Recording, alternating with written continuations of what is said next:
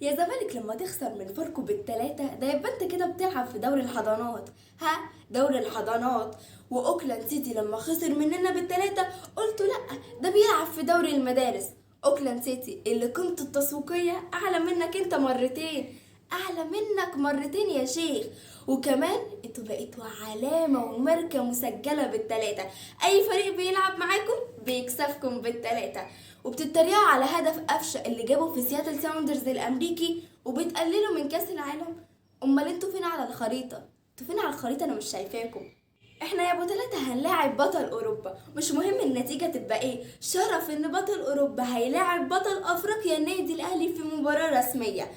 انا عايزه اقول لك على حاجه يا ابو تلاتة، احنا اتربينا واتعلمنا ان اللي بيبص لعيشه غيره بتحرم عليه عيشته. وكفايه بقى بص على النادي الاهلي، بدل ما انتوا عمالين تنزلوا اكتر واكتر كمان لغايه لما هتنافسوا على الهبوط.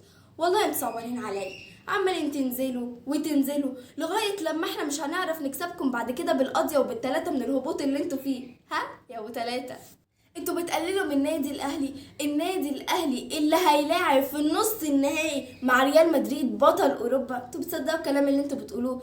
النادي الاهلي اللي لعب في كاس العالم للانديه للمره الثامنه وخد 3 برونزيات، وان شاء الله هيكسر الرقم ده وهيجيب حاجه اعلى من البرونزيه كمان وهيفرس كل اعدائه. النادي الاهلي اللي خد الدوري العام 42 مره وخد كاس مصر اللي هو مشرفها 37 مره، وخد كاس السوبر المصري 12 مره، وبطوله دوري ابطال افريقيا 10 مرات، وبطوله افريقيا للانديه ابطال الكؤوس 4 مرات، والسوبر الافريقي خده 8 مرات. عرفتوا بقى مين النادي الاهلي واللي عنده بطولات زينا؟ نقول له يا عمنا